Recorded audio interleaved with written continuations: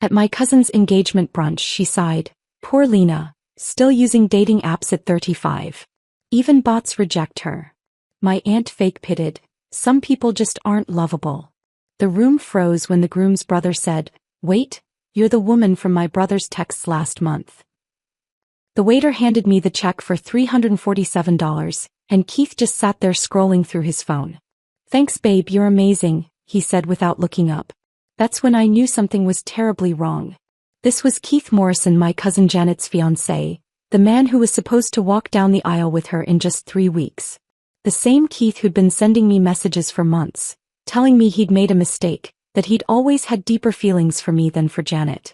I stared at the check, my hands trembling slightly as I reached for my wallet. $347 for a dinner he'd ordered without even glancing at the prices. The lobster, the vintage wine, the expensive dessert he'd insisted we share. All while my cousin was at home, probably planning their honeymoon or addressing wedding invitations with her neat, careful handwriting. Before we continue, I want to thank you for joining me in sharing these stories of finding strength after betrayal. If you believe women deserve genuine love, not manipulation, please consider subscribing. It's free and helps us reach more women who need to hear this. Now let's see how this unfolds. Keith finally looked up from his phone, those green eyes that had once made my heart skip a beat now seeming cold and calculating. "You don't mind, do you? Things are tight with the wedding expenses." He flashed that boyish grin that had charmed our entire family when Janet first brought him home 2 years ago. Back then, I'd felt a pang of something I couldn't name when I watched them together. Jealousy maybe. Or recognition of something I'd been missing in my own life. I'd been 33 then, watching my younger cousin glow with the kind of happiness I'd been chasing for years.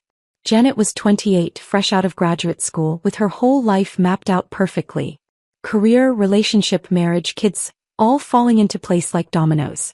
Meanwhile, I was the perpetual single woman at family gatherings, the one everyone whispered about with mixture of pity and concern.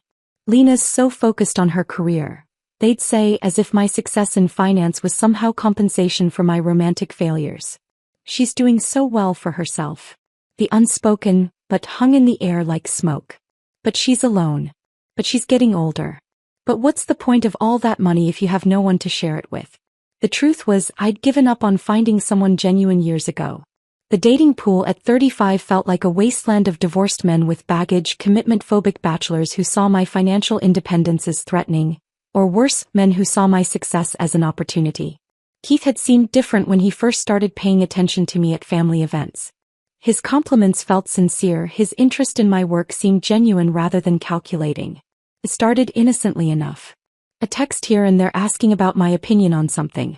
Then longer conversations about books we'd both read, movies we wanted to see. He'd tell me things about his relationship with Janet that made me uncomfortable, how they wanted different things, how he felt trapped sometimes, how he'd always been drawn to older, more established women. I should have shut it down immediately. Should have told Janet what was happening. But the attention felt so good after years of feeling invisible to men who weren't interested in my wallet. Keith seemed to see me as more than just a successful woman with no personal life. He made me feel desirable, interesting, worth pursuing. "You know," Keith said now, pocketing his phone as I signed the credit card receipt, "Janet's been so stressed about the wedding planning. She's not herself lately. Not like you, you're always so calm, so together." His hand found mine across the table, thumb tracing circles on my knuckles. "I keep thinking about what you said last week about how some people settle for safe choices instead of following their hearts." My stomach churned. I had said that during one of our late-night phone conversations when he was telling me about his doubts. I'd meant it as general life advice, but he'd twisted it into something more personal, more intimate. Everything I said seemed to fuel his narrative that he was with the wrong woman, that fate had brought us together too late. The restaurant hummed with conversation around us, couples sharing meals and celebrating anniversaries, friends catching up over wine. Normal people living normal lives without the complicated mess I'd somehow created. I watched Keith's face in the candlelight, trying to remember when exactly I'd stopped seeing my cousin's loving fiancé and started seeing someone who might want me instead. But sitting here now, with another expensive bill in front of me and Keith's casual assumption that I'd handle it, clarity struck. This wasn't about forbidden love or star-crossed timing. This was about a man who'd noticed my financial stability and decided to hedge his bets. Janet had a good job, but I had investments, property, a hefty savings account that everyone in the family knew about because they'd made such a big deal of my success. Keith squeezed my hand. We should do this more often. These dinners mean everything to me, Lena. You mean everything to me. The words should have made my heart sore. Instead, they made me feel sick.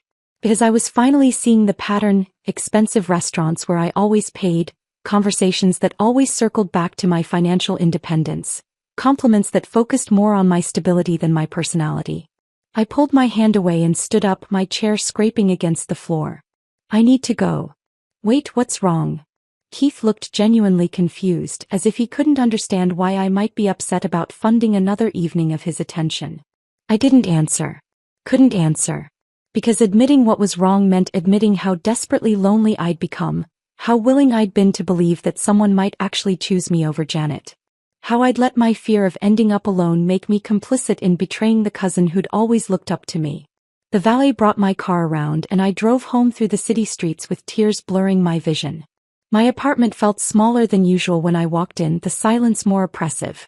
I'd worked so hard to build this life. The corner office, the downtown condo, the financial security everyone envied. But none of it could fill the emptiness that had made me vulnerable to Keith's manipulation. I sat on my couch, still in my expensive dress, and finally acknowledged the truth I'd been avoiding. I was 35, successful and completely alone. And I'd been so afraid of staying that way that I'd almost destroyed my relationship with Janet for a man who saw me as nothing more than a convenient aim with benefits. 2 weeks passed before I saw Keith again. He'd been texting constantly, apologizing for the dinner incident, claiming he was under stress about the wedding. I'd ignored most of his messages, but when he suggested meeting at Russo's, a trendy bistro downtown where his college friends often gathered, something made me agree. Maybe I needed closure. Maybe I wanted to see if my instincts about him were wrong. I arrived 15 minutes early and requested a table near the back, wanting privacy for what I assumed would be an uncomfortable conversation. The hostess seated me at a corner booth and I ordered a glass of wine while I waited. The restaurant buzzed with Friday evening energy, young professionals unwinding after work, couples on dates, groups of friends celebrating the weekend. Keith walked in exactly on time, scanning the room until he spotted me. But instead of heading directly to my table, he stopped at a large round table near the center of the restaurant where 3 men were already seated.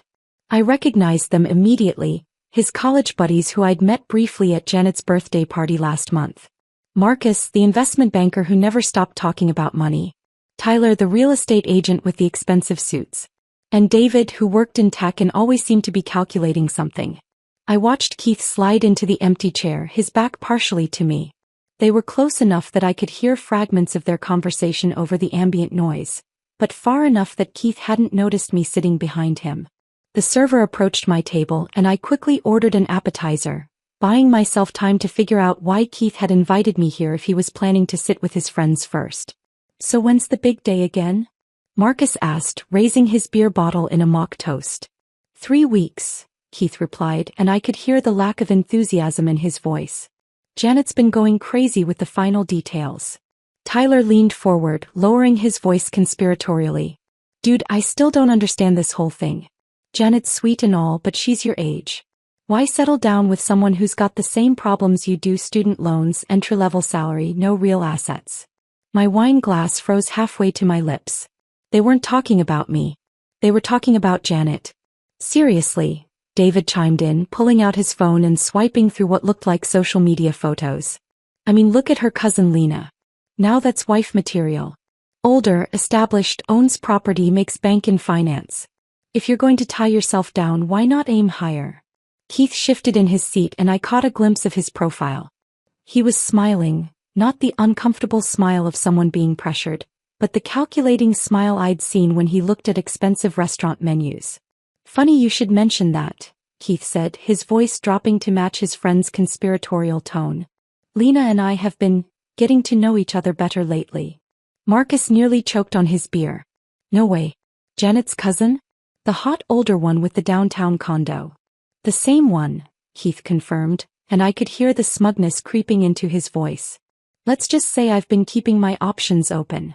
My heart started pounding so hard I was sure people at nearby tables could hear it.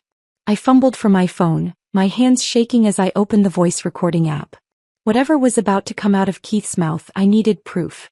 Options? Tyler asked, clearly intrigued. What kind of options? Keith leaned back in his chair, the picture of casual confidence. Look, Janet's great for now. Sweet, easy to manage, grateful for attention. But she's not exactly financially stable, is she? Meanwhile, Lena's got everything figured out. Investment portfolio, retirement savings, property equity. She's basically everything Janet could be in 10 years, if Janet was smarter about money. So what's your plan? David asked, and I could hear the admiration in his voice. Simple, Keith replied, and I watched him gesture casually with his beer bottle. I marry Janet, establish myself in the family. But I keep cultivating things with Lena on the side. She's already paying for our dinners, covering expensive outings. She thinks it's romance, but really she's auditioning to be an upgrade. The blood drained from my face as the full scope of his manipulation became clear. This wasn't just about choosing between two women. This was about using both of you, Janet for legitimacy and family connection, me for financial benefit. That's cold, man, Marcus said, but he was laughing. So you're planning to trade up eventually? Why limit myself? He shrugged. Janet gives me stability and family approval. Lena gives me financial security and no questions asked. Best of both worlds until I figure out which one serves me better long term. Tyler raised his beer. To Keith Morrison, playing chess while everyone else is playing checkers. They clinked bottles and I watched Keith accept their congratulations with obvious pride. This wasn't a moment of weakness or poor judgment. This was a carefully orchestrated strategy, and I was just another piece on his board. I hit the stop button on my recording and sat in stunned silence for a moment. The restaurant continued buzzing around me, but everything felt muted, like I was underwater. Keith was still talking to his friends, bragging about how easy it had been to manipulate both Janet and me, how women our ages were desperate enough to overlook red flags if you knew which buttons to push. The server appeared at my table. Ready to order your main course? I looked up at her, then back at Keith's table where he was now showing his friends' photos on his phone, probably pictures of Janet and me, comparing us like products in a catalog. Actually, I said, standing up and grabbing my purse, I think I'll eat somewhere else tonight. I walked directly to Keith's table, my heels clicking on the hardwood floor with deliberate precision. The conversation stopped abruptly as I approached, for pairs of eyes turning to look at me with varying degrees of surprise and panic. Lena. Keith jumped up, nearly knocking over his chair. I didn't know you were here. I was just finishing up with the guys and then I was going to find you. I pulled out my phone and hit play on the recording. Keith's voice filled the space between us, crystal clear and undeniably damning. She's basically everything Janet could be in 10 years if Janet was smarter about money. The color drained from Keith's face as his own words continued playing, each sentence another nail in the coffin of whatever facade he'd been maintaining. His friends looked anywhere but at me, clearly uncomfortable with being caught in the middle of such an intimate betrayal. When the recording finished, I slipped my phone back into my purse and looked directly at Keith. I didn't think you were this kind of man, I said quietly, my voice steady despite the rage burning in my chest. Then I turned and walked out of the restaurant, leaving Keith and his friends in stunned silence, my dignity intact and my eyes finally wide open. I sat in my car outside the Riverside Country Club for 20 minutes, gripping the steering wheel and staring at the elegant brick facade. Janet's engagement brunch was already in full swing. I could see guests mingling on the terrace through the floor-to-ceiling windows, champagne glasses catching the afternoon sunlight. My phone showed 17 missed calls from Keith since the restaurant incident 3 days ago, but I hadn't listened to a single voicemail. The valet approached my window with professional patience. I couldn't sit here forever. Taking a deep breath, I handed him my keys and walked through the club's mahogany doors, the sound of my heels echoing in the marble foyer. The private dining room was decorated with Janet's signature style, white roses, gold accents, and enough tulle to outfit a small wedding. About 40 family members and close friends filled the space, their voices creating a warm buzz of conversation. I spotted my mother immediately, her silver hair perfectly styled, holding court near the gift table with Aunt Margaret and Aunt Susan. They were probably discussing Janet's wedding registry or debating flower arrangements. Lena. Janet's voice carried across the room, bright and genuinely happy to see me. She glided over in a flowing cream dress that made her look like she was already practicing for her wedding day. I was worried you weren't coming. You've been so quiet lately. She wrapped me in a hug that smelled like her favorite vanilla perfume, and guilt twisted in my stomach. This was my baby cousin, the one who used to follow me around at family gatherings, asking about my job and my apartment with such admiration. She had no idea that her fiancé had been systematically betraying her for months. Just work stress, I managed, forcing a smile. You look beautiful, Janet. This whole setup is perfect. Keith appeared at her side as if summoned, his arms sliding around her waist with practiced ease. He looked directly at me, his expression carefully neutral, but I caught the warning in his eyes. Don't you dare, they seem to say. Lena, he said, extending his free hand for a polite shake. So good to see you. Janet's been worried about you disappearing on us. The audacity was breathtaking. Here he was, playing the concerned future family member while knowing exactly why I'd been avoiding family events. I shook his hand briefly, noting how his palm was slightly damp with nervous sweat. Keith, I replied evenly. Congratulations on the engagement. You're getting a wonderful woman. Janet beamed, completely missing the undercurrent of tension. Thank you. Keith's been so understanding about all the wedding planning stress. He's perfect. Before I could respond, my mother materialized beside us with the predatory smile she reserved for family gatherings where she could showcase her children's achievements, or lack thereof. There's my successful daughter, she announced, though her tone carried that familiar note of consolation. Lena just closed another big deal at work. Always so focused on her career. The unspoken comparison hung in the air. Janet was focused on building a life with someone she loved. I was focused on making money because I had nothing else. Aunt Margaret joined our little circle, her eyes bright with champagne and gossip. Speaking of focus, Lena, are you still using those dating applications? My friend Carol's daughter met her husband on one of those websites. He crept up my neck. I'm taking a break from dating right now. Oh, sweetie, Aunt Susan chimed in with that patronizing tone that made my teeth clench. Some people just aren't meant for traditional relationships. There's nothing wrong with being independent. Janet looked uncomfortable, sensing the subtle cruelty in her aunt's words. Keith, however, seemed to be enjoying the show, watching me squirm under their well-meaning but devastating observations about my single status. Actually, my cousin Emma called out from across the room, her voice carrying with the authority of someone who'd had several mimosas. Didn't Lena have something going on recently? I thought I heard she was seeing someone. The conversation stopped. Every head in our immediate vicinity turned toward me, including Keith's, whose face had gone pale. Oh. Janet's eyes lit up with genuine interest. Lena, you didn't tell me you were dating someone. Who is he? Do we know him? I felt trapped, surrounded by expectant faces and Keith's increasingly panicked expression. It's nothing serious. Just someone I met recently. Come on, Emma pressed, moving closer with that dangerous smile people get when they sense drama. Don't be modest. Mom said you were having dinner with some guy pretty regularly. Someone handsome and charming. Keith's grip on Janet's waist tightened visibly. I watched him calculate his options, probably wondering if he could find a way to shut down this conversation without raising suspicion. Then Michael Morrison, Keith's older brother and best man, appeared with a scotch in his hand and alcohol-loosened tongue.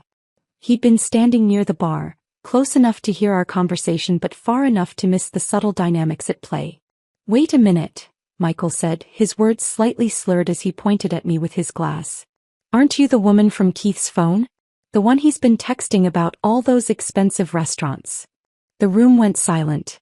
Not just our little group, but the entire brunch seemed to pause, conversations dying mid-sentence as people sensed something significant happening. Janet's smile froze on her face. What? Michael, oblivious to the bomb he'd just dropped, continued with drunken enthusiasm.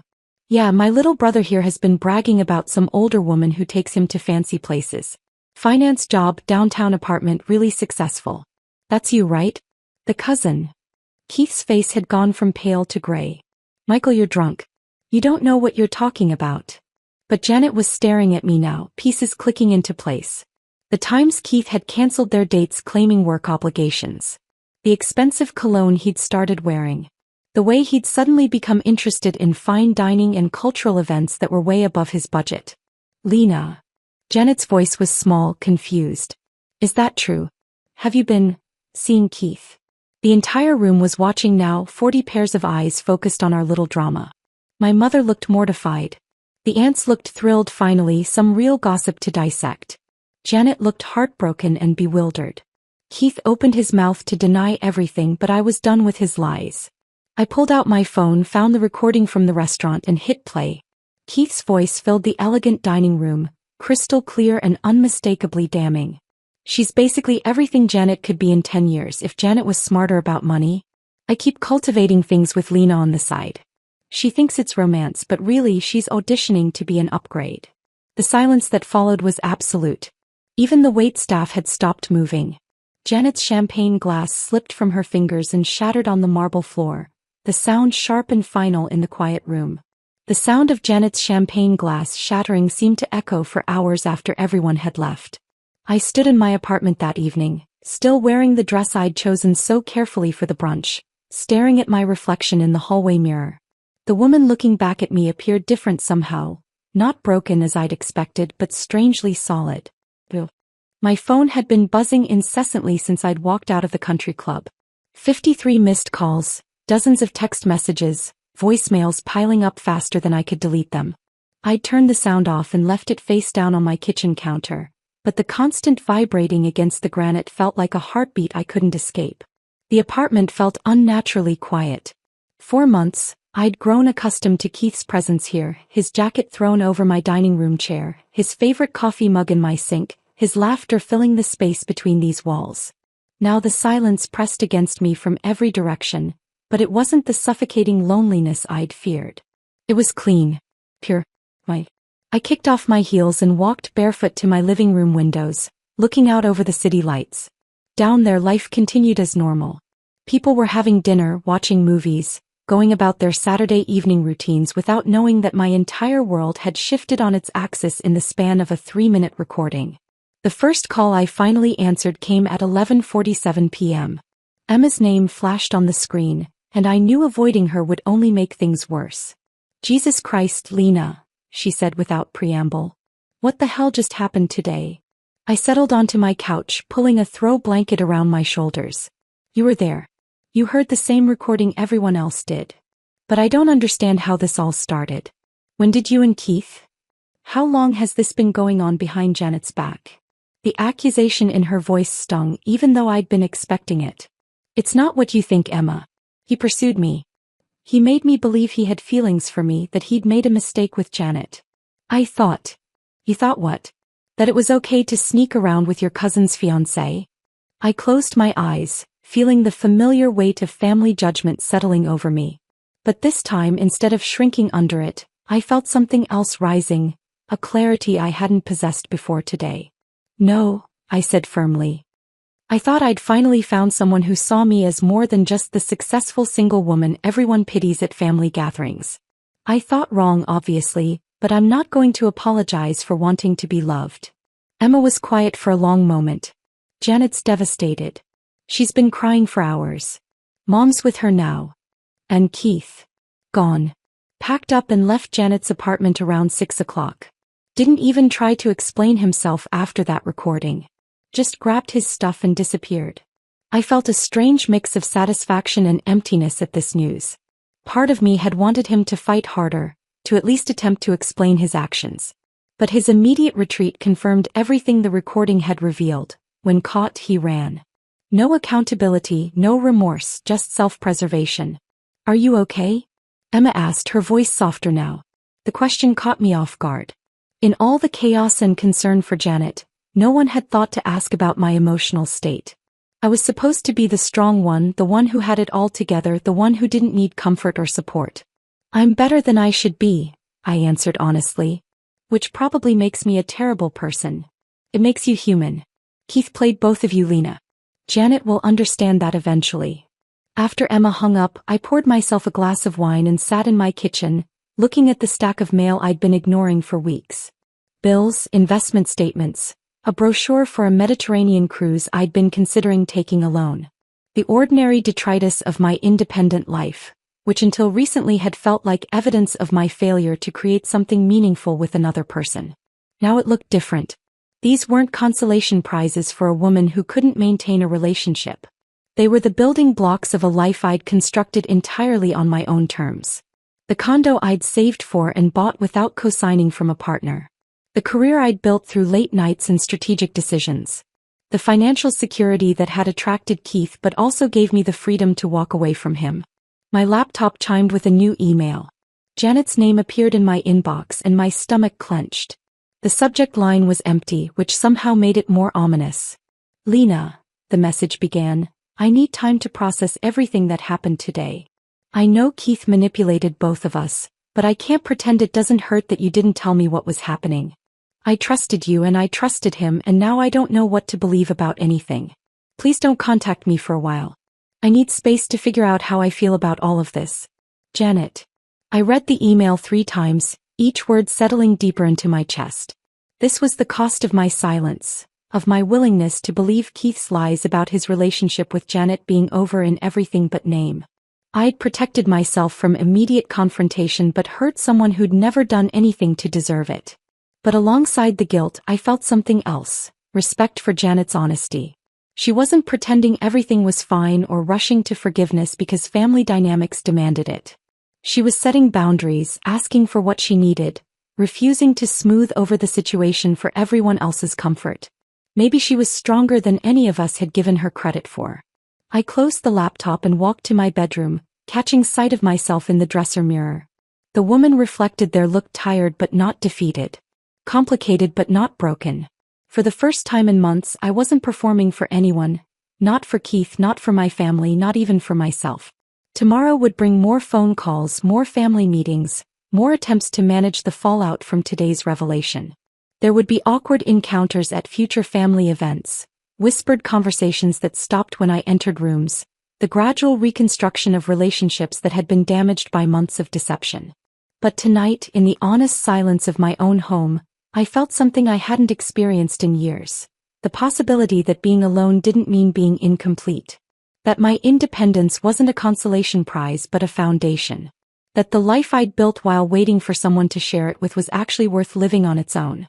I turned off the lights and went to bed, sleeping more peacefully than I had since the night I'd first believed Keith's lies about choosing the wrong woman. I woke up 3 weeks later to sunlight streaming through my bedroom windows, and for the first time in months, I didn't immediately reach for my phone to check for messages. Instead, I lay still for a moment, listening to the sounds of the city waking up below, car doors slamming, footsteps on sidewalks, the distant hum of traffic beginning its daily rhythm. My coffee maker had been programmed the night before, and the rich aroma was already filling my apartment. I padded to the kitchen in my favorite silk pajamas, the expensive ones I'd bought for myself last Christmas but had been too self-conscious to wear around Keith. He'd made some comment about them being too fancy for sleeping, and I'd tucked them away in favor of the cotton sets he preferred. Now I wore them every night, a small rebellion that felt like reclaiming territory. The art supply store bag sat on my dining room table where I'd left it yesterday evening. Brushes, acrylic paints, a set of canvases in various sizes, and a beginner's guide to watercolor techniques. At 35, I was starting something completely new. Something that had nothing to do with financial portfolios or family expectations or proving my worth to anyone else. I'd walked into the store on impulse after leaving my therapist's office. Dr. Sarah Chin had been helping me process the Keith situation, but yesterday's session had taken an unexpected turn when she'd asked what I did purely for joy, without any goal or outcome in mind. The question had stumped me completely. I read, I'd said finally. For pleasure or to stay informed about your industry?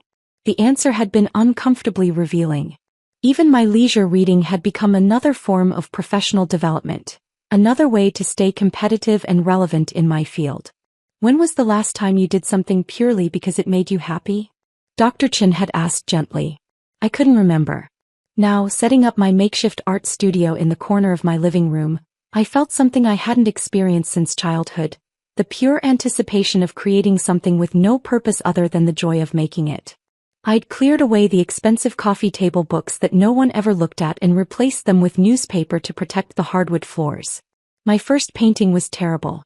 A clumsy attempt at recreating the view from my bedroom window, all muddy colors and awkward proportions. But as I worked, losing track of time completely, Something inside me began to unclench. The tension I'd been carrying in my shoulders for months started to ease. I painted for 3 hours straight, only stopping when my stomach growled loudly enough to break through my concentration. When I stepped back to look at what I'd created, I didn't see a masterpiece. I saw evidence of time I'd spent entirely on myself for myself. The phone rang as I was cleaning my brushes. My mother's name appeared on the screen, and I almost let it go to voicemail out of habit. But something made me answer. "Lena, sweetheart, how are you holding up?" It was the first time she'd called since the brunch incident. I'd been expecting judgment, disappointment, another lecture about making better choices. Instead, her voice carried genuine concern. "I'm okay, Mom. Actually, I'm better than okay. I've been thinking about what happened at Janet's brunch," she said carefully. "About what that recording revealed. I owe you an apology. This was unexpected. My mother didn't apologize often and never for things that had happened within the family dynamic. For what? For all those years of making you feel like your success wasn't enough. Like being independent and accomplished was somehow a consolation prize instead of an achievement. I think I was so worried about you being alone that I forgot to celebrate everything you'd built on your own." Tears pricked at my eyes, but they weren't sad tears. They were the kind that come when someone finally sees you clearly. "Keith was using both you and Janet," she continued. "But the way he talked about your success, your financial stability, he saw those things as weaknesses to exploit. I realize now that we've been treating them the same way, as if they were compensation for what you were missing instead of recognition of who you are." After we hung up, I stood in my kitchen holding my paint-stained hands under warm water, processing this shift in our relationship. For the first time, my mother had acknowledged me as a whole person rather than a project that needed fixing. That evening, I did something I hadn't done in years. I made dinner plans with my college roommate Sarah, who lived across town with her husband and 2 kids. We'd stayed in touch sporadically, but I'd always felt like I was imposing on her family time whenever we met up. "It's about time," Sarah said when I called. "I've been waiting for you to remember that you have friends who actually like spending time with you." We met at a small Italian restaurant in her neighborhood, the kind of place with checkered tablecloths and wine served in water glasses. Sarah looked exactly the same as she had 15 years ago, just with shorter hair and laugh lines around her eyes. "So," she said after we'd ordered, "tell me about this Keith situation everyone's been whispering about on social media." I found myself telling the whole story, not the sanitized version I'd been giving my family, but the real one. How lonely I'd been, how desperate for connection, how I'd ignored every red flag because I was so afraid of ending up alone. Sarah listened without judgment, occasionally asking clarifying questions but never making me feel foolish for the choices I'd made. "You know what I think?" she said when I finished. "I think you've been so busy trying to become the kind of woman someone would want to marry that you forgot to become the kind of woman you'd want to be." Her words hit something deep and true. For years I'd been curating myself, my interests, my apartment, even my personality, based on what I thought would make me more appealing to potential partners. I'd turned myself into a performance instead of a person. "So what now?" Sarah asked. I thought about my terrible painting sitting on my dining room table, about the silk pajamas I wore every night, about the Mediterranean cruise brochure I'd finally booked that morning. Now I figure out who I actually am when I'm not trying to be what someone else wants. Sarah raised her wine glass. To Lena's Renaissance. We clinked glasses, and for the first time in years, I felt like I was exactly where I was supposed to be, not waiting for my real life to begin but actively living it. Later that night, I stood on my balcony looking out over the city lights, thinking about the woman I'd been 3 weeks ago. She'd been so afraid of being alone that she'd almost lost herself completely. But the woman standing here now understood something that had taken 35 years to learn: the difference between being alone and being whole. Tomorrow I would continue building this new life, one choice at a time. And for the first time I was excited to see what I would create. If this story of finding strength after betrayal had you on the edge of your seat, hit that like button right now. My favorite part was when Lena played that recording at the engagement brunch, exposing Keith's lies to everyone. What was your favorite moment? Drop it in the comments below. Don't miss more empowering stories like this. Subscribe and hit that notification bell so you never miss an upload. My name is Miranda, and I'm 37. I never expected to be treated like a criminal in a house that I legally own. The shock on Stephanie's face, my brother Logan's new wife, when police officers informed her that I was the rightful owner of their residence, was almost worth the humiliation. I never thought I'd be handcuffed on my own front lawn while my sister-in-law smirked from behind the curtains. Before I dive into this family drama that completely changed my relationship with my brother, I'd love to know where you're watching from. Drop your location in the comments below, and if you've ever dealt with entitled family members, hit that like button. Trust me, this story of family betrayal and sweet justice is one you won't want to miss. So subscribe to catch more unbelievable but true family drama stories like mine. Logan and I grew up in a modest neighborhood in Cincinnati. Just 2 years apart, we were inseparable as kids. When our parents divorced when I was 12 and Logan was 10, we clung to each other like lifelines in a storm. Our mother worked 2 jobs to keep us afloat, and that early exposure to financial insecurity affected us differently. I became determined to achieve financial independence, while Logan developed a complicated relationship with money and status. After college, I threw myself into real estate investing. I started small, saving every penny from my marketing job to invest in a tiny studio apartment. Through careful research and some lucky timing, I managed to flip that first property for a modest profit, which I immediately reinvested. By the time I was 32, I had a respectable portfolio of investment properties. The house in question, a 4-bedroom Craftsman with a wraparound porch in a desirable suburb, was my 5th acquisition. I remember the day I closed on it vividly. It was a major milestone, the first property I'd purchased that crossed into the upper tier of the local market. I'd worked countless overtime hours and reinvested every penny of profit to afford it. The house needed some updates, but it had beautiful bones and was in a neighborhood that was rapidly appreciating. Around this time, Logan was going through a rough patch. He'd been laid off from his job in pharmaceutical sales and was struggling to find comparable work. His credit had taken a hit from some poor decisions in his 20s, and he was living in a depressing apartment with roommates at 34. When I mentioned my new investment property needed a caretaker of sorts while I planned renovations, he jumped at the opportunity. I could help manage the property, keep an eye on things, maybe do some of the cosmetic work myself, he suggested over dinner at our mother's house. You know I'm good with my hands. It seemed like a win-win. I could help my brother get back on his feet while ensuring my investment was well maintained. I drew up a formal rental agreement, charging him about 60% of the market rate, which covered my mortgage while giving him a significant discount. My attorney Rachel advised me to keep things professional despite our relationship. Family and business mix about as well as oil and water, Rachel warned me. A clear contract protects your relationship as much as it protects your investment. Logan was grateful and enthusiastic. He moved in and, true to his word, took excellent care of the place. He repainted the entire interior, refinished the hardwood floors in the living room, and maintained the yard beautifully. For 3 years, the arrangement worked perfectly.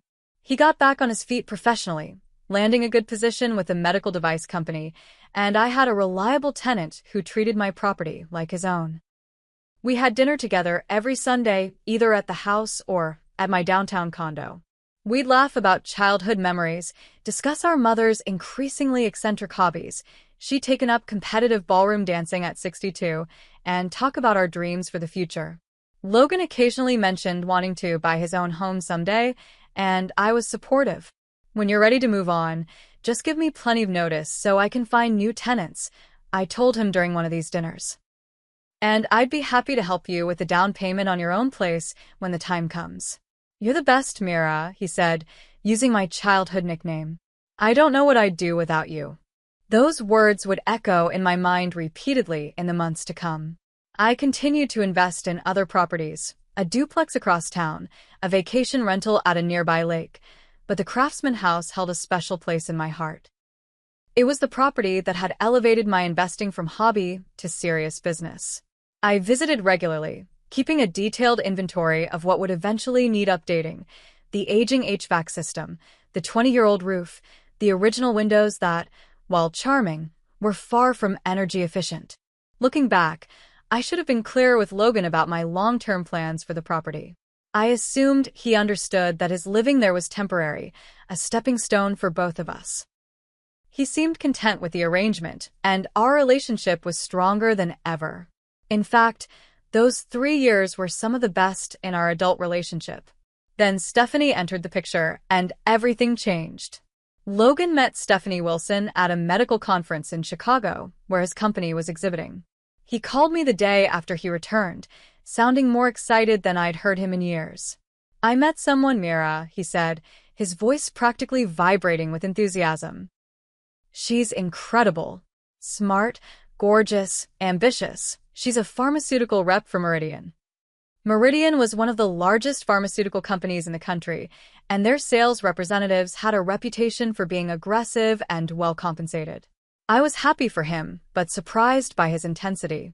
"That's great. When do I get to meet her?" I asked. "Soon, I hope. We're already planning our next date. She lives in Indianapolis, but she's considering a transfer to Cincinnati." Their relationship progressed at warp speed. Within 3 months, Stephanie had transferred to the Cincinnati office and was spending most weekends at the house with Logan. By the 6-month mark, Logan called to tell me they were engaged. "Don't you think this is a little fast?"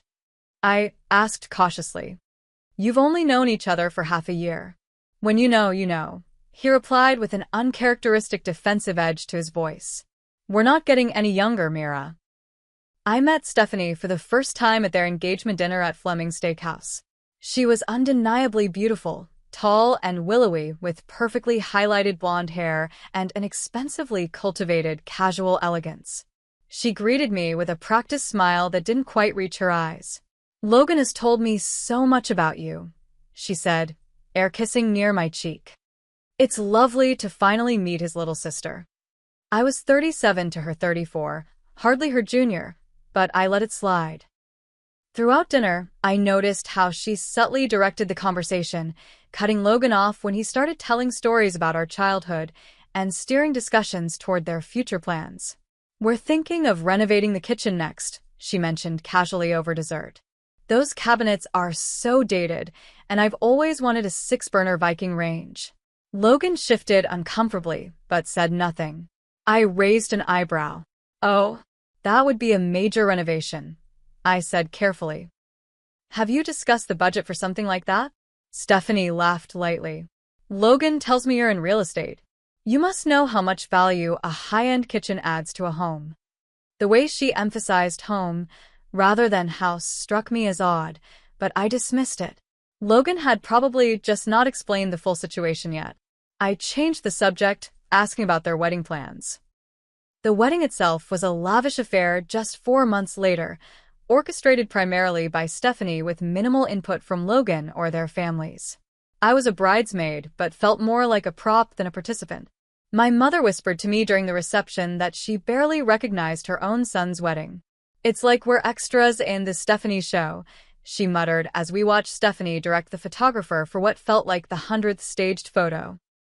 Logan seemed happy, though, if somewhat dazed by the whirlwind romance and elaborate wedding. I gave them a generous check as a wedding gift, which Stephanie immediately announced would go toward furnishing their home. Within weeks of the wedding, Stephanie had moved into the house and begun making dramatic changes. The vintage floor lamp I'd found at an estate sale and lent to Logan disappeared, replaced by a modern monstrosity that looked like it belonged in a high-end catalog. The walls, which Logan and I had painted a warm taupe, were now stark white. Family photos, including several of Logan and Mia's children, had been removed in favor of black and white art prints. When I visited for dinner a month after the wedding, I hardly recognized the place. Even the comfortable sectional sofa had been replaced with a sleek, minimalist piece that looked impressive, but felt like sitting on a stone bench. "Wow, you've made some changes," I commented, trying to keep my tone neutral. "Stephanie has amazing taste," Logan said quickly. "She's really transformed the place." Stephanie beamed. "We needed a fresh start as a married couple. This house had too much bachelor pad energy." I bit my tongue. The house had been immaculate and tastefully decorated, hardly a bachelor pad. But I reminded myself that this was their home now, at least temporarily. and Stephanie deserved to feel comfortable there. As dinner progressed, I noticed more concerning changes in Logan. He deferred to Stephanie on nearly every topic, checking her expression before offering his opinion. When I brought up our traditional summer trip to our mother's lake cabin, he glanced at Stephanie before vaguely saying they'd have to check their schedule. Most alarmingly, when I mentioned the property tax increase I'd received notice about, Stephanie quickly changed the subject. It seemed increasingly clear that Logan hadn't fully explained our arrangement to his new wife. Over the next few months, Logan became increasingly distant. Our Sunday dinners dwindled to monthly, then bi-monthly occurrences. When we did meet, Stephanie was always present, monitoring our conversations and frequently interrupting with her own stories or concerns. On the rare occasions I visited the house, I noticed more and more changes. My spare key, which I'd always kept for emergencies and maintenance issues, no longer worked. They changed the locks without informing me. When I mentioned it, Logan looked embarrassed. Stephanie thought it would be safer, he mumbled. I meant to give you the new key.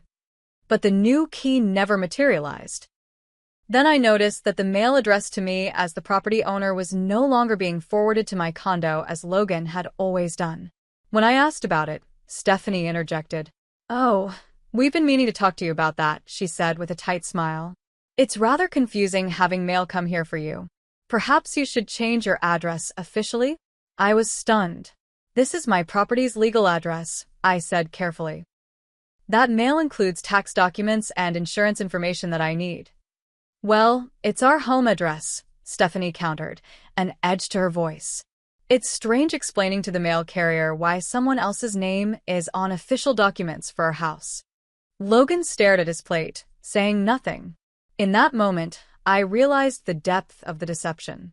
Stephanie fully believed they owned the house, or at least she was pretending to. 6 months into Logan and Stephanie's marriage, I had scheduled a necessary renovation to replace the aging HVAC system.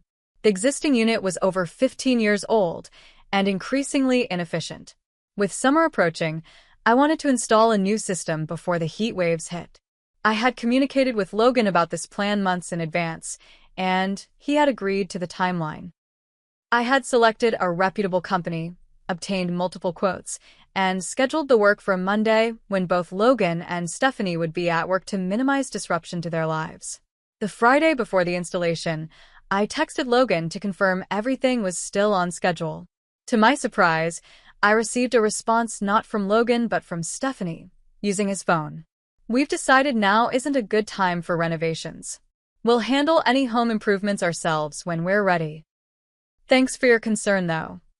I was taken aback by the dismissive tone and the implication that the decision was theirs to make. I called Logan immediately, but the call went to voicemail. I tried again that evening with the same result. Finally, I sent an email to both of them, professionally explaining that this wasn't a cosmetic renovation but a necessary system replacement that I, as the property owner, had already scheduled and paid a deposit for. Logan finally called me back on Saturday, sounding stressed. "Stephanie thinks we should hold off," he said. "She's concerned about the disruption and mess." "Logan, this isn't optional," I explained patiently. "The current system is on its last legs. If it fails in July when it's 90 degrees, emergency replacements cost twice as much and could take weeks." "I understand, but Stephanie is really adamant about this. Can we talk about it next month? The contractors are coming Monday. I've paid a $2,000 deposit that's non-refundable at this point." There was a long pause, then I heard Stephanie's voice in the background. Logan's tone changed immediately. "We're not available Monday. You'll have to reschedule." He hung up before I could respond. I was floored. In 5 years of owning investment properties, I'd never encountered a tenant who refused necessary maintenance. The fact that it was my own brother made it even more confounding. The situation deteriorated further when I received a call from the contractor on Monday morning. "Ms. Harrison, your tenant's wife refused us entry to the property. She was quite adamant that we leave immediately. Is there something we should know about this job?" I was mortified and had to reschedule the work, losing my deposit in the process. When I tried to discuss the incident with Logan, my calls went straight to voicemail. Instead, I received a text from Stephanie. Please stop harassing us about your renovation ideas for a home. We're not interested in making changes right now. We've made it clear that we'll handle home improvements on our own timeline. The phrase "our home" set off alarm bells. I decided a face-to-face conversation was necessary and invited them to dinner at my favorite restaurant, hoping neutral territory would facilitate a calmer discussion. The dinner was tense from the start. Stephanie arrived wearing an expression of barely concealed annoyance, while Logan seemed uncomfortable and withdrawn. After ordering drinks, I broached the subject carefully. I wanted to talk about the house and make sure we're all on the same page, I began. What's there to discuss? Stephanie asked sharply. We've told you we're not interested in renovations right now. The issue is a bit more fundamental than that, I said, maintaining my composure. I'm concerned there might be some confusion about the ownership of the property. Stephanie laughed, a short, dismissive sound. What confusion? We live there. It's our home. Yes, you live there as tenants, I clarified. I own the property. Logan and I have a rental agreement. Stephanie's expression flickered between confusion and anger. She turned to Logan, who was studying his water glass with intense focus. What is she talking about? She demanded. Logan cleared his throat. Mira helped me out when I was going through a rough patch. The arrangement was temporary until we got on our feet. Temporary? Stephanie's voice rose enough that diners at nearby tables glanced our way. You told me we were building equity in our home. You said we were on track to own it outright in 12 years. My stomach dropped. Logan had apparently been lying to his wife about our arrangement. I looked at my brother, who couldn't meet my eyes. Logan, is that true? Did you tell Stephanie you were paying a mortgage rather than rent? His silence was answer enough. Stephanie's face flushed with anger and embarrassment. So all this time, we've been glorified renters? Living in your sister's investment property. She spat the words like they tasted bitter. And when were you planning to mention this little detail, Logan? Before or after I spent $10,000 updating the master bathroom? I was shocked. You've been renovating without permission? As the owner, I need to approve any structural changes. Owner, Stephanie repeated, her voice dripping with disdain. You know what? I think you're jealous. You can't stand that Logan and I have made that house into a real home, something your sad little condo will never be. When we own the place someday, that's not going to happen, I interrupted firmly. I have no intention of selling the property. It's a long-term investment. The look Stephanie gave me was pure venom. Logan finally spoke up, his voice strained. Steph, I was going to explain everything. I just needed to find the right time. The right time was before we got married, she hissed, gathering her purse. I can't believe this. I've been telling my parents, my friends, everyone about our beautiful home. Do you have any idea how humiliating this is? She stormed out, leaving Logan and me sitting in uncomfortable silence. He looked utterly defeated. I'm sorry, Mira. I messed up. She comes from money. Her family has this huge house in Indian Hill. I was embarrassed to tell her I was renting from my little sister. I was hurt but tried to understand. Logan, I would never judge you for that. But this situation has gotten out of hand. Stephanie clearly believes you own the house, and she's making decisions about my property without any right to do so. I'll talk to her, he promised, though he didn't sound convinced of his own ability to handle the situation. Just give me some time to smooth things over. Over the next 2 weeks, I heard nothing from Logan. I discovered through a neighbor that Stephanie had been telling people in the neighborhood that they own the house and were considering joining the homeowners association. She had even criticized my choice of exterior paint color to several neighbors, promising they would be repainting soon. When I called the HVAC company to reschedule the installation, I was informed that Mrs. Harrison had permanently canceled the service. Stephanie had apparently represented herself using my last name, a disturbing development that bordered on identity fraud. The final straw came when I drove by the property and saw construction debris in the driveway. From what I could see, they had begun the bathroom renovation Stephanie had mentioned without my knowledge or consent. I decided it was time to assert my rights as the property owner. I would need to inspect the unauthorized renovations and ensure they weren't damaging my investment. With a growing sense of unease, I scheduled contractors to meet me at the house the following morning. I arrived at the house at 9 a.m. on a Tuesday, accompanied by Mark, my regular contractor, and his assistant. Both Logan and Stephanie's cars were gone, which I had expected. They should have been at work. I had texted Logan the night before informing him I would be inspecting the property with contractors, but received no response. I'm concerned about what we might find, I told Mark as we approached the front door. They've apparently been doing unauthorized renovations. Not unusual with tenants, Mark said sympathetically. Though family situations can get extra complicated. I used my original key first, confirming my suspicion that the locks had been changed when it didn't work. Sighing, I retrieved the spare key from the lockbox I had installed years ago on a side gate, a box that Logan knew about but Stephanie likely didn't. We entered through the back door, and I called out as we stepped into the kitchen. "Hello? Logan?" "Stephanie." There was no response, confirming the house was empty. My jaw dropped as we walked through the main floor. The changes were far more extensive than I had realized. The kitchen had been partially demolished, with cabinet doors removed and countertops ripped out. The hardwood floors in the living room that Logan had so carefully refinished were now covered with trendy gray laminate.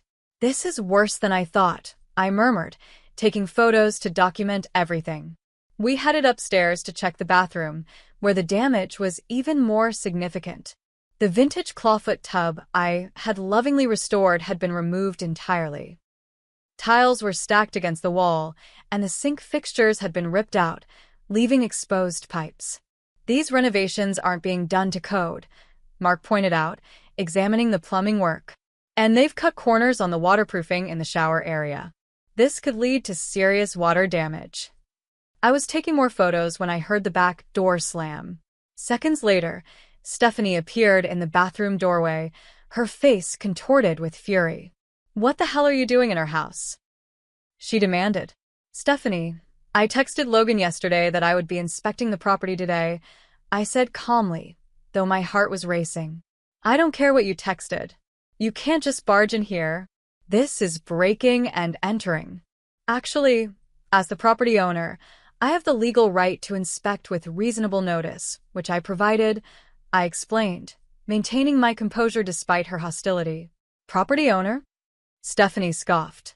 "You're delusional. This is our house. Logan and I have been paying the mortgage for years." Mark and his assistant exchanged uncomfortable glances. I sighed deeply. "Stephanie, there is no mortgage, at least not one that you and Logan are paying. I own this house outright. Logan pays me rent at a family discount rate. He's been lying to you if he's claimed otherwise." "You're the liar," she shouted, her face flushing. "Logan would never deceive me about something this important.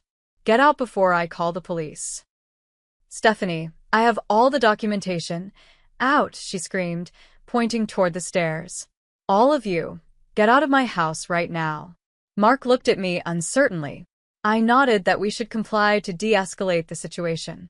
As we descended the stairs, Stephanie followed, her phone already in hand. "Yes, I need to report intruders in my home," she was saying to the 911 operator. "My sister-in-law and 2 men broke in and are refusing to leave." "Stephanie, this is a huge mistake," I warned her. "I have not broken in. I have legal access to my own property." She ignored me, giving the operator the address and describing us as hostile intruders. I was stunned by the blatant misrepresentation. "We'll wait outside," I told Mark. "This is clearly a misunderstanding that needs to be resolved." As we stepped onto the front lawn, Stephanie locked the door behind us and continued to watch through the window, still on the phone. 10 minutes later, 2 police cars pulled up, lights flashing but sirens off. "That's them," Stephanie told the officers as they approached, pointing at us from the porch. "They broke in while I was out getting coffee. God knows what they were planning to steal."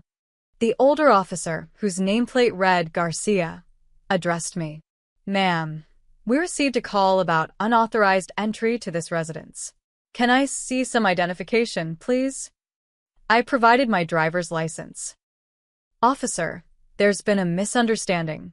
My name is Miranda Harrison. I am the legal owner of this property. My brother and his wife are tenants.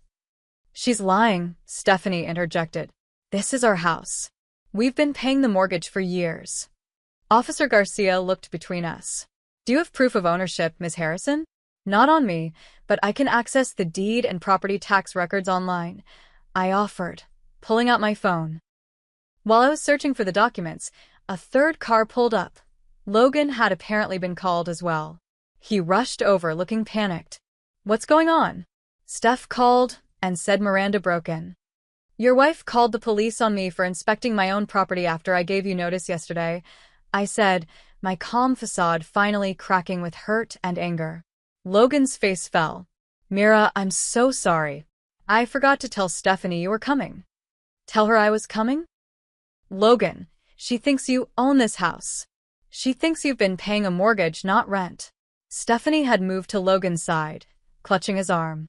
Tell her, Logan. Tell your sister she has no right to break into our home with strange men. The confusion on the officers' faces was evident. The younger officer, Reynolds, stepped forward. Sir, can you clarify the ownership situation of this property? Logan's face drained of color as he looked between his wife and me. The moment stretched painfully until finally he spoke. Miranda owns the house, he admitted quietly. I rent from her. I haven't been completely honest about that, Steph.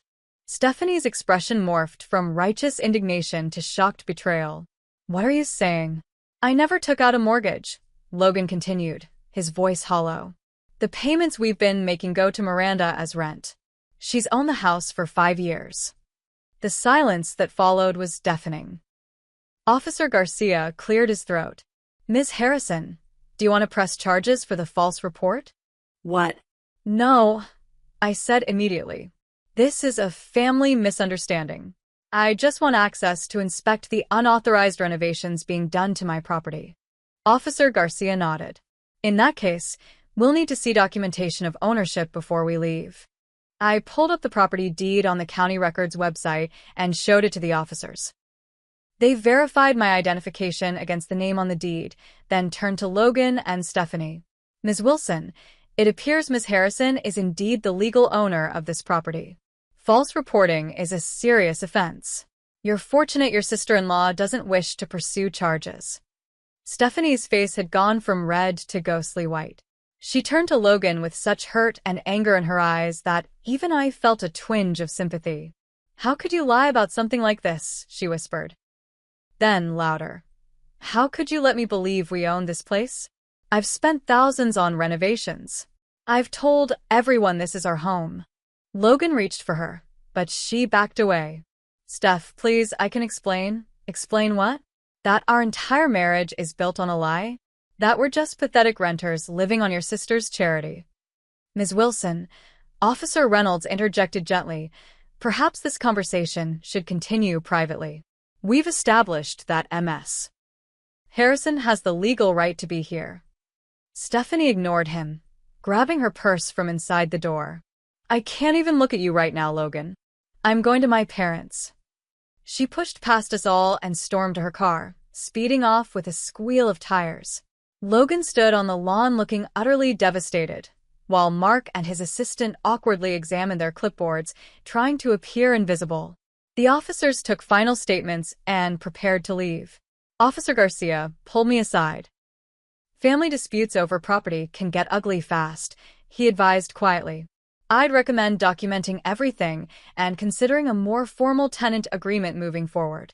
After the police left, Logan and I stood in uncomfortable silence on the lawn. I'm so sorry, Mira, he finally said, his voice breaking. I never thought it would go this far.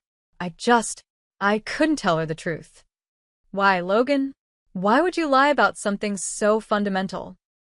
He ran his hands through his hair in frustration.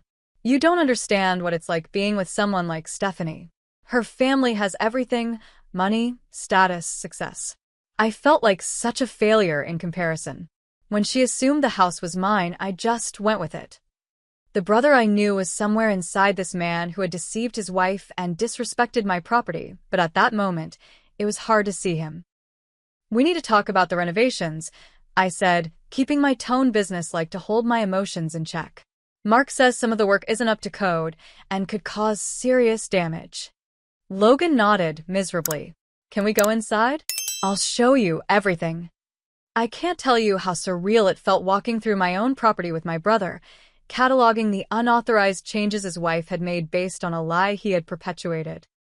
The beautiful house I had invested in was half demolished, caught in renovation limbo, much like my relationship with Logan was now in emotional limbo. The day that started with a police confrontation would mark the beginning of the most challenging period in our sibling relationship, and it was only going to get more complicated from here. I know many of you have experienced betrayal from those closest to you.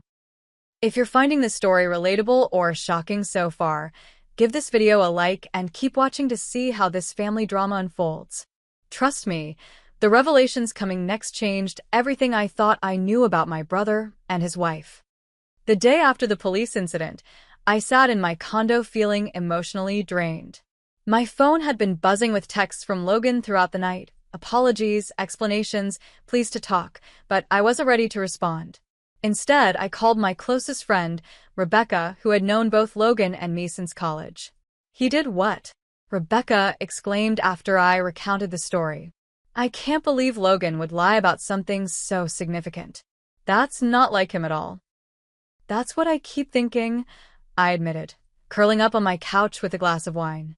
"The brother I know is honest to a fault. Remember when he returned that extra $20 the cashier gave him by mistake, even though he was broke that month?" "Exactly. This behavior seems completely out of character. There has to be more to the story." Rebecca's words stuck with me. Despite my hurt and anger, I couldn't reconcile the Logan I knew with the man who had deceived his wife and disrespected my property. Something wasn't adding up. By the third day, I finally responded to Logan's texts, agreeing to meet him at a coffee shop downtown, neutral territory where we could talk without the emotionally charged atmosphere of the house. Logan arrived looking like he hadn't slept in days. His usually neat appearance was disheveled, his eyes bloodshot. He ordered a black coffee and sat across from me, hands wrapped around the mug as if seeking warmth despite the summer heat. "Thank you for meeting me," he began, his voice rough. "I don't even know where to start." "The beginning would be good," I suggested, keeping my tone even. "When exactly did you decide to lie to Stephanie about owning my house?" He winced. "It wasn't a deliberate decision at first. When we started dating, I mentioned living in the Oakwood neighborhood, and she assumed I owned the place. I was going to correct her, but then she talked about how her ex-husband had never been able to commit to buying a home, how stability was so important to her. So you just went with it?" I told myself it was too early in the relationship to get into my financial history, that I'd explain everything once we got serious. He stared into his coffee. But the longer I waited, the harder it became to tell the truth. By the time we were engaged, the lie was so established that coming clean seemed impossible. "But Logan, you involved my property in your deception. Stephanie has been making unauthorized changes to my house, canceling necessary maintenance, acting like she owns the place because you told her she did." "I know," he said miserably. "It spiraled out of control. Every time I thought about telling her, I imagined losing her. You've seen how she is. Appearances mean everything to her." Something in his phrasing caught my attention. "Is that why you married her? For appearances?" Logan looked startled, then deflated. "No, yes. I don't know anymore. You have to understand, Mira. Stephanie comes from serious money. Her father is a surgeon. Her mother comes from old Cincinnati wealth. Their house in Indian Hill makes our childhood home look like a shack. So when she showed interest in me, it was intoxicating. Someone from her world choosing me. She's gorgeous, connected, the kind of woman I never thought would look twice at me. When she believed I was successful enough to own that house, I saw how she looked at me with respect. I couldn't bear to lose that. I softened slightly, recognizing the insecurity behind his actions. But building a relationship on a lie, especially about something so significant, how did you think that would work long-term? I kept telling myself I'd fix it somehow, he admitted. I thought maybe I could save enough for a down payment on another house, then tell her I wanted to sell our house and buy something that was truly ours. Or that I'd get a huge promotion and could offer to buy the house from you for real. Those scenarios weren't realistic, Logan. The house is worth over $500,000 now. He nodded miserably. I wasn't thinking clearly. And then once we were married, Stephanie started talking about renovations, about putting our stamp on the place. Before I knew it, she was hiring contractors, choosing fixtures. Wait, I interrupted, a new concern forming. How are you paying for these renovations? Please tell me you haven't taken out loans using my property as collateral. Logan's silence sent a chill through me. Logan, what did you do? Not a home equity loan, he said quickly. I couldn't do that without the deed. But I did take out a personal loan to cover the renovations. And our credit cards are maxed out. How much debt are we talking about? About $40,000, including the loan and credit cards. I nearly choked on my coffee. $40,000? Logan, that's more than you make in half a year. How are you planning to pay that back? He ran his hands through his hair in a gesture of frustration I recognized from childhood. Stephanie assured me her bonus this quarter would cover a big chunk of it. But now, with everything that's happened, she's not planning to help with the debt from renovations to a house she now knows isn't hers. I finished for him. She's barely speaking to me, Logan confirmed. She's been staying at her parents' house since the incident. Her father called me yesterday, and let's just say he had some choice words about my character. Despite my anger, I felt a twinge of sympathy for my brother. He had dug himself into an impossibly deep hole. There's something else you should know, he added reluctantly. The rent payments. I haven't been making them in full for the past 3 months. What? Logan, that's my mortgage payment. I know, I'm sorry. The renovation costs spiraled, and Stephanie kept insisting on higher-end fixtures than we'd budgeted for. I was going to catch up once her bonus came through. I sat back, trying to process everything. My brother had lied to his wife, accumulated massive debt, made unauthorized changes to my property, and now wasn't even paying the below-market rent we'd agreed upon. I need to understand something, I said after a long moment. You've been telling Stephanie you're paying a mortgage. Where did she think those payments were going? Logan looked even more uncomfortable. I set up a separate bank account. I told her it was automatically withdrawing the mortgage payment each month. In reality, I was transferring what I could to you when I had it. So you've been deceiving her financially from the beginning of your marriage. It wasn't a question. It sounds terrible when you put it that way, he said weakly. Because it is terrible, Logan. Marriage is supposed to be built on trust and honesty. The irony of giving relationship advice to my older brother wasn't lost on me, but the situation had moved beyond sibling dynamics. This was now about legal and financial obligations. I should have come clean from the start, he acknowledged. I was embarrassed, Mira. You're my little sister, and you own multiple properties while I couldn't even qualify for a mortgage on my own. Do you know what that feels like? I never judged you for that, I said softly. I helped because I love you, and I was in a position to do so. There's no shame in accepting help from family. Easy to say, when you're the successful one, he muttered. The comment stung, but I recognized it came from a place of hurt and humiliation. Still, I needed to protect my interests. I'm going to need to consult with my attorney about the unauthorized renovations, I told him. And we need to work out a repayment plan for the back rent. Logan nodded, looking defeated. I understand. I'll do whatever you need. I don't want to lose my marriage and my sister in the same week. After our coffee meeting, I called my attorney, Nora Sanders, who specialized in real estate law. She agreed to meet me the next day to discuss the situation. Your brother's deception puts you in a difficult position, Nora advised after I explained everything. The unauthorized renovations could affect your property value and insurance. More concerning is the potential for Stephanie to claim partial ownership based on the financial contributions to renovations, even though they were made under false pretenses. Could she really do that, even though I have the deed and a rental agreement with Logan? It's complicated, Nora explained. While the law is on your side regarding ownership, there's potential for a messy legal battle if she wanted to pursue it. She could claim she made improvements to the property with the understanding that she was a co-owner and seek compensation for those improvements. But that understanding was based on Logan's lie, not anything I did. I protested. True, but family court can sometimes make decisions based on perceived fairness rather than strict property law. My advice would be to document everything thoroughly and consider having a formal meeting with both Logan and Stephanie to clarify the situation and reach an agreement everyone can live with.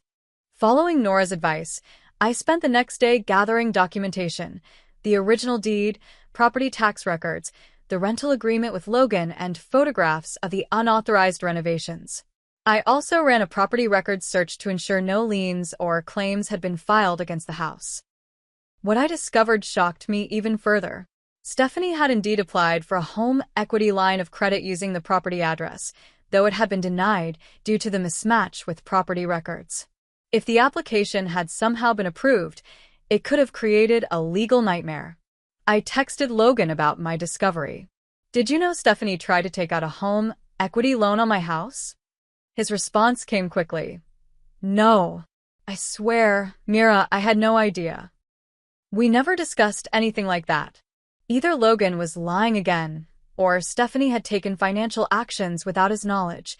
Neither scenario was reassuring. I was beginning to realize that the problems in their marriage went far deeper than just the house ownership deception. With Nora's guidance, I prepared for a formal meeting with both Logan and Stephanie to address the property issues and establish clear boundaries moving forward. The foundation of trust had been severely damaged, but I was determined to find a solution that protected my investment while giving my brother a chance to make things right. What I didn't know then was that Stephanie had secrets of her own, revelations that would turn this already complicated situation into something none of us could have anticipated. 3 days after my meeting with Nora, I had assembled all the necessary documentation: property deed, tax records, rental agreement, insurance policies, and photographs of the unauthorized renovations. I asked Nora to arrange a meeting at her office, hoping the formal setting would underscore the seriousness of the situation. Logan agreed immediately. Stephanie, however, initially refused to attend. "She says there's nothing to discuss with you," Logan told me over the phone, sounding exhausted. "She's still staying at her parents' and barely speaking to me." "This isn't optional, Logan," I insisted. "We need to resolve the property issues regardless of what's happening in your marriage. The renovations are half completed, code violations need to be addressed, and we need a clear plan moving forward." "I'll try again," he promised. Her father is an attorney, though not in real estate. Maybe if he understands the legal implications, he'll encourage her to attend. Whatever Logan said must have worked, because Stephanie eventually agreed to the meeting, though she would be bringing her father's colleague, a lawyer named Daniel Wright, as her representative. The atmosphere in Nora's conference room that Friday afternoon was glacial. Stephanie sat ramrod straight in her chair, designer sunglasses perched on her head, her expression carefully neutral. Her attorney, a silver-haired man in an impeccable suit, sat beside her reviewing documents. Logan occupied the chair farthest from Stephanie, looking like he hadn't slept in days. Nora and I sat across from them, with printouts of documents organized in neat folders. "Thank you all for coming," Nora began professionally. "We're here to clarify the ownership situation of the property at 487 Oakwood Avenue and establish a plan for addressing the unauthorized renovations." Daniel Wright cleared his throat. "Before we proceed, my client would like it on record that she entered into these renovations with the good faith understanding that she and her husband were the rightful owners of the property. That understanding was based on deliberate misrepresentation by Mr. Harrison," Nora countered smoothly. "Not any action or statement by Ms. Harrison, the legal owner." I opened the property deed folder and slid copies across the table. "This is the deed showing I purchased the property 5 years ago. I've also included property tax statements for the past 5 years, all in my name, and the original rental agreement signed by Logan." Stephanie didn't touch the documents, but her attorney reviewed them carefully. "These appear to be in order," he acknowledged reluctantly. However, my client has invested significant personal funds in property improvements based on fraudulent information provided by her husband. We believe she is entitled to compensation for those improvements. The improvements were made without the property owner's knowledge or consent, Nora pointed out. In fact, some of the work has created code violations that Ms. Harrison will now have to remedy at her own expense. I decided it was time to speak directly to Stephanie, who had yet to make eye contact with me. Stephanie, I understand you feel deceived, and you have every right to be angry with Logan. But these renovations were done without my permission, and some of them have actually damaged the property. Don't talk to me about deception. Stephanie finally spoke, her voice tight with controlled emotion. You were complicit in this charade. You visited the house, multiple times and never once clarified that you owned it. I had no idea Logan hadn't told you the truth. I responded, genuinely surprised by her accusation. I assumed you knew the arrangement. Why would I specifically mention something I thought was already established? Convenient, she said coldly. Logan, who had been silent until now, leaned forward. Steph, Miranda didn't know. This is entirely my fault. I lied to you, not her. Stephanie turned to him, her carefully composed facade cracking. You have no idea what you've done. Do you know how many times I talked about our beautiful home to my parents? To my friends? To my boss? I brought my entire family over for Christmas dinner in what turns out to be essentially a rental property. It's a very nice house, Logan offered weakly. That's not the point. Stephanie's voice rose. My family has owned property for generations. Homeownership is a baseline expectation. When I told my father we were renovating our first home together, he was finally starting to respect you. Now he knows the truth, that you've been lying to me and living on your sister's charity. The naked class prejudice in her statement hung in the air. I felt a surge of protective anger toward Logan, despite his deception. There's no shame in renting, I said firmly. And the arrangement wasn't charity. Logan pays market-appropriate rent and has been an excellent caretaker of the property, at least until recently. Stephanie scoffed. Of course you'd say that. The Harrisons stick together, don't they? Even when one of you is a pathological liar. That's enough, Stephanie, Logan said, with more backbone than I'd heard from him in months. You can be angry with me, I deserve it, but don't attack Miranda.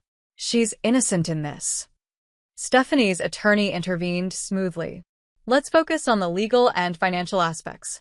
My client contributed approximately $20,000 of her personal funds toward home improvements under the belief that she was a co-owner.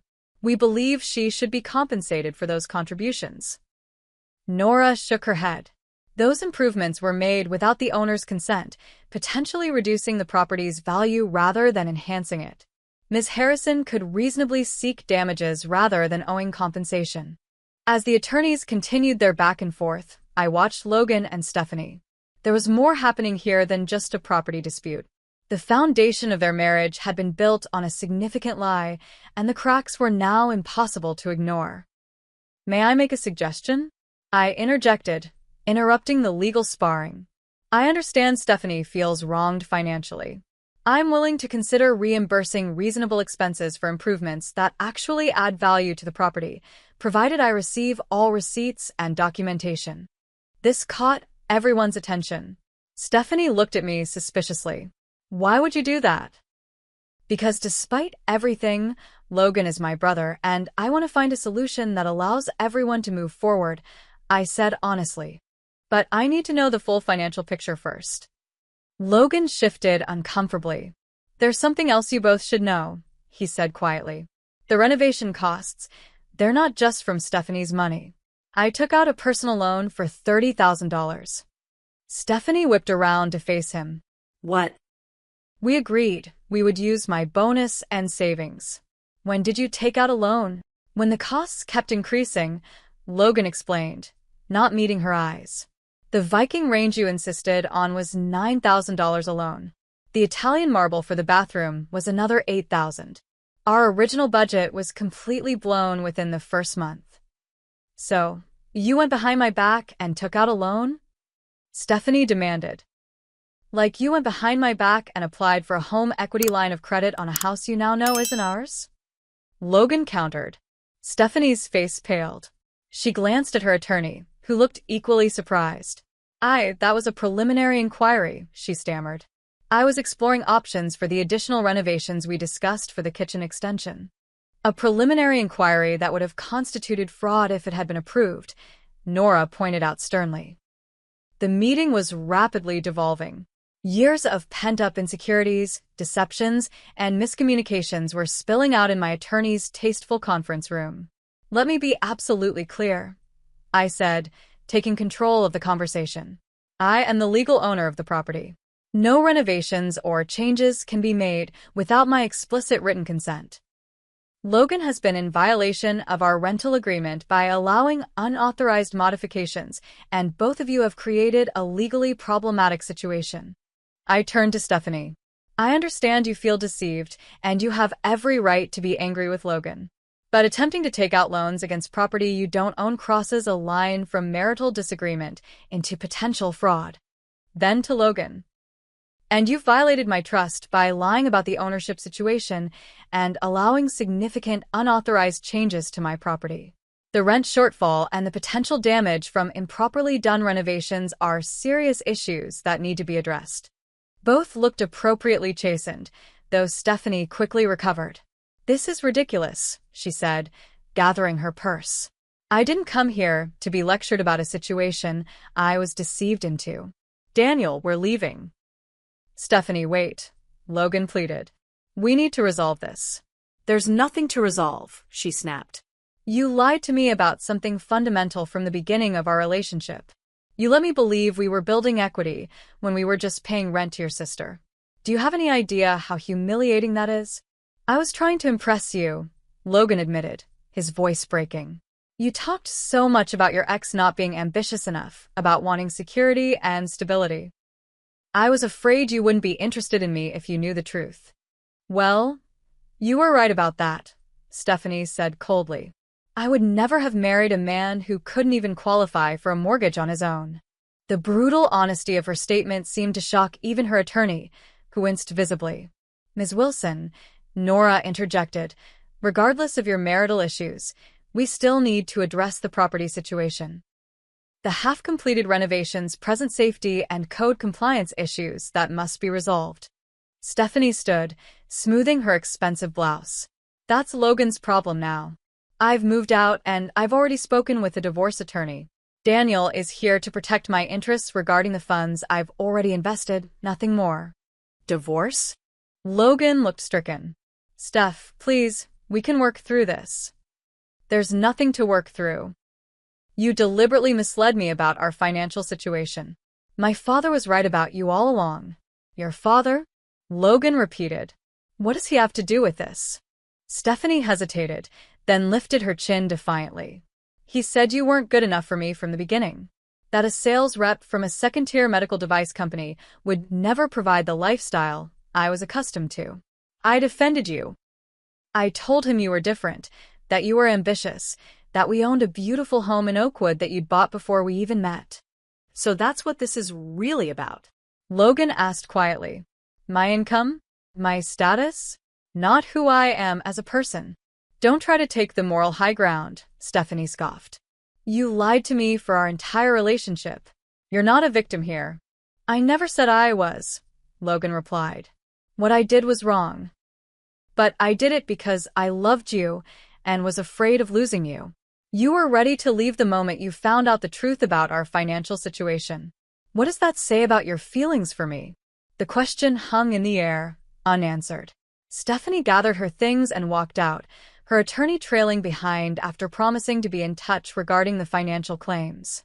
Logan sat motionless, staring at the door long after it closed. When he finally looked at me, his eyes were wet but clearer than I'd seen them in months. I'm so sorry, Mira, he said simply. For everything. The meeting hadn't gone as planned, but it had revealed the truth, not just about the property, but about Logan and Stephanie's relationship. Built on deception from one side and materialism from the other, it had been destined for failure from the beginning. As we left Nora's office, I put my arm around my brother's shoulders, feeling the weight of his mistakes, but also the bond that had connected us since childhood. "We'll figure this out," I promised him. "One step at a time." I didn't know then exactly how we would resolve the property issues or heal the wounds this situation had created. But I did know that, unlike Stephanie, I wasn't going anywhere. Family might sometimes disappoint you, but true family stays to work through the mess, however complicated it might be. If you've ever had to rebuild trust with a family member after a major betrayal, you know it doesn't happen overnight. Hit that like button if you're invested in finding out how Logan and I navigated this complicated situation and how Stephanie's role in this family drama ultimately played out. The final part of this story has some unexpected twists you won't want to miss. 3 months passed in a blur of legal consultations, contractor visits, and emotional conversations. The half-completed renovations in the house had indeed caused some structural issues that required immediate attention. Water damage from the improperly waterproof shower had begun to affect the ceiling below, and the electrical work in the kitchen had been done without permits, creating potential safety hazards. I hired Mark and his team to correct the problems, costing me nearly $15,000 that I wasn't sure I would ever recoup. Logan moved out of the house and into a modest one-bedroom apartment closer to his workplace, insisting that he couldn't continue living in the space that had become a symbol of his deception. "It doesn't feel right anymore," he told me as we packed up his personal belongings. "Every time I walk through that door, I remember the lies and how it all fell apart." True to her word, Stephanie filed for divorce almost immediately. Logan didn't contest it, though he was fighting her claims to his 401k and other assets. She maintained that she had been defrauded and deserved compensation for the lost equity in a home she had never actually owned. Logan and I were slowly rebuilding our relationship. He had begun paying back the overdue rent in small installments and had shown genuine remorse for involving my property in his deception. We had resumed our Sunday dinners, though now they were usually takeout in his small apartment rather than home-cooked meals in the house. "I've started seeing a therapist," he mentioned one Sunday as we ate Thai food straight from the containers. "She's helping me understand why I felt the need to lie about my financial situation, why I was so insecure about my worth." "That's great, Logan," I said sincerely. "I think it will help." "It already has," he admitted. "I've realized how much of my self-worth was tied to external validation, especially from people like Stephanie and her family, who measure success in material terms." It was a level of self-awareness I hadn't seen from my brother in years. Despite the painful circumstances, it seemed the collapse of his marriage was forcing him to confront some long-standing issues. I had listed the house with a real estate agent, deciding that selling it was the cleanest way to resolve the situation. The property had appreciated significantly, and even after the costs of fixing the botched renovations, I stood to make a healthy profit. The emotional complications had simply become too great for me to want to maintain it as a rental property. "Are you sure you want to sell?" Logan had asked when I told him my decision. "I know how much that house means to you as an investment. Sometimes the smartest investment move is knowing when to let go," I replied. "Besides, there are other properties. The memories attached to this one have become too complicated." We were slowly finding our footing again as siblings, though the ease and closeness we'd once shared remained somewhat elusive. Trust, once broken, takes time to rebuild. Then came the unexpected call from Stephanie. "Miranda? It's Stephanie. I was hoping we could meet. There are some things I need to say to you in person." Surprised and somewhat wary, I agreed to meet her at a coffee shop downtown, the same one where Logan and I had had our heart-to-heart months earlier. Stephanie looked different than I remembered. The polished, perfectly put-together woman had been replaced by someone more subdued. Her designer clothes had given way to simple jeans and a sweater, and her hair was pulled back in a simple ponytail rather than expertly styled. "Thank you for meeting me," she said as I sat down across from her. "I wasn't sure you would. I was curious," I admitted. "Our last conversation wasn't exactly friendly." She winced slightly. "That's part of why I wanted to talk to you. I owe you an apology." Of all the things I had expected her to say, an apology wasn't on the list. I stayed silent, waiting for her to continue. I was awful to you at that meeting, she said, looking genuinely remorseful. I was hurt and humiliated, and I lashed out. You didn't deserve that. You weren't the one who lied to me. I appreciate that, I said cautiously. But I'm confused about why you're telling me this now. Aren't you and Logan still in the middle of divorce proceedings? Stephanie sighed, wrapping her hands around her coffee cup. Yes, technically. But things have evolved. After the initial shock and anger wore off, I've had a lot of time to reflect on my role in what happened. Your role? Logan lied about the house, yes. That was wrong, unquestionably. But I've had to ask myself why he felt he needed to. She looked up at me, her expression more vulnerable than I'd ever seen it. The truth is, I gave him every reason to believe I wouldn't be interested in him if he didn't project a certain image of success. The admission seemed to cost her something. I could see the struggle playing out on her face, the desire to defend herself warring with newfound self-awareness. My family, they're very focused on appearances, she continued. Growing up, the measure of success was always tangible. The right address, the right schools, the right car. I internalized that without even realizing it. When I met Logan, he was different from the men I usually dated. He was genuine, kind, funny. But he didn't have the trappings of success my family valued. So, when he let you believe he owned the house, it fit the narrative I wanted, she finished. It made it easier to bring him home to my parents. I never questioned it, because I didn't want to. Her honesty was unexpected but refreshing. Have you told Logan any of this? We've started talking again, she said, a hint of hopefulness in her voice. Really talking, not just about the divorce. My therapist suggested we try a few joint sessions to get closure, but they've turned into something more meaningful. That's surprising, I said honestly. For me too, Stephanie admitted with a small laugh. I was so angry at first. But the more distance I got, the more I realized how unfair my expectations had been. Logan felt he had to lie about his financial situation because, on some level, he knew the truth mattered to me in ways it shouldn't have. She took a sip of her coffee, then continued. Don't get me wrong, the lying was still a betrayal. Trust has been broken. But I'm starting to understand it in a different context. So what happens now? I asked. With the divorce? With the house situation? That's partly why I wanted to talk to you, Stephanie said. I've dropped the financial claims related to the house renovations. My attorney advised against it, but it's the right thing to do. I made those improvements believing something that wasn't true, but that wasn't your fault. Thank you, I said, genuinely relieved. That's very fair of you. Fair is the least I can be at this point, she replied. I've also been thinking about the house itself. I heard from Logan that you're selling it. I nodded. It seemed like the cleanest resolution. Too many complicated emotions attached to it now. That makes sense, she acknowledged. But before you finalize anything, Logan and I have been discussing a possibility. It's just an idea at this stage, but what if we bought it from you? For real this time. I nearly choked on my coffee. You and Logan? Together? I thought you were divorcing. We've paused the proceedings, she explained. I'm not saying we're definitely reconciling, but we're exploring the possibility. This whole situation forced both of us to confront some uncomfortable truths about ourselves and our relationship. We're doing the work now that we should have done before getting married.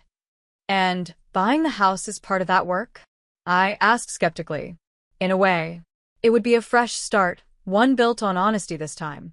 Logan would be a true co-owner, not living a lie. And I would be choosing to build a life with him knowing exactly what our financial situation is. She hesitated. Obviously, we'd need a mortgage, which would require Logan rebuilding his credit. It might take time. But if you're willing to consider an owner-finance sale or a lease-to-own arrangement. The proposal was unexpected, to say the least. My initial instinct was to refuse, to complete the clean break I'd been planning.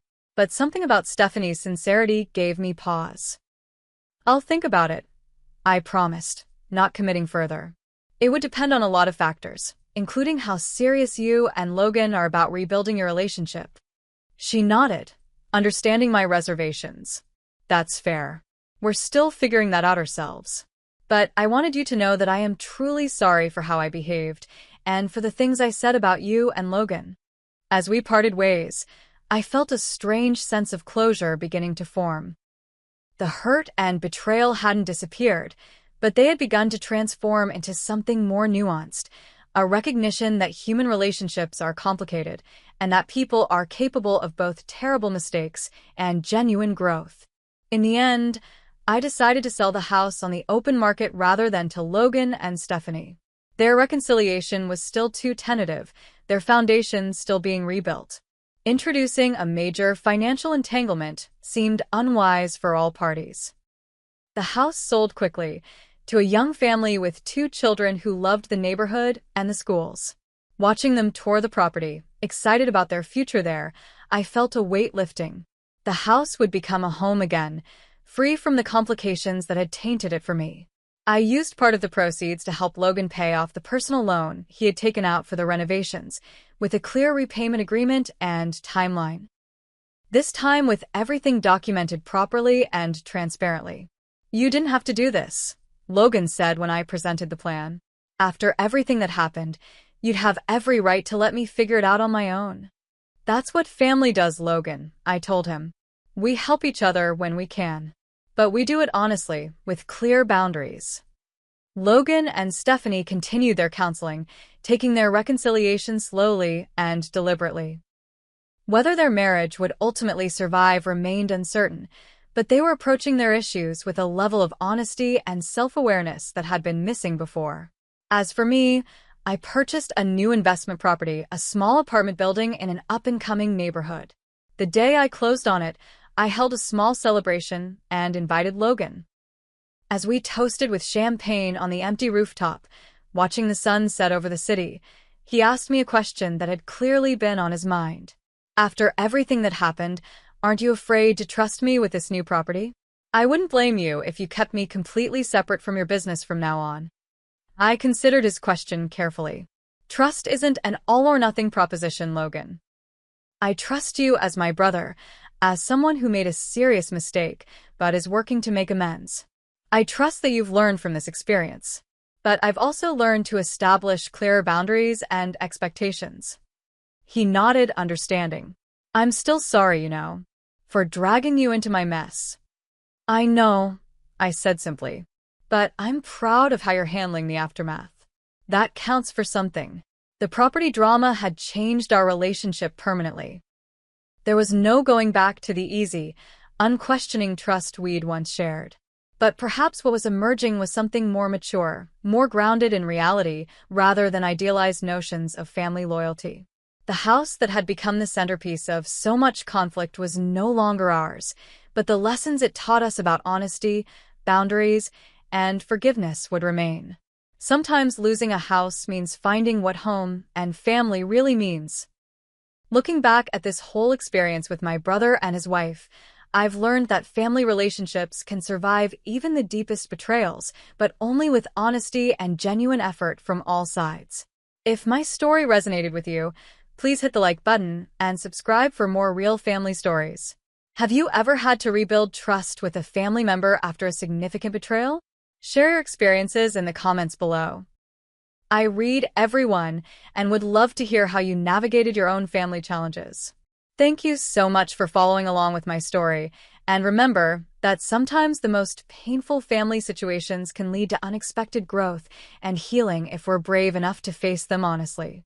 Don't forget to share this video with someone who might need to hear that family reconciliation is possible, even after the most difficult betrayals.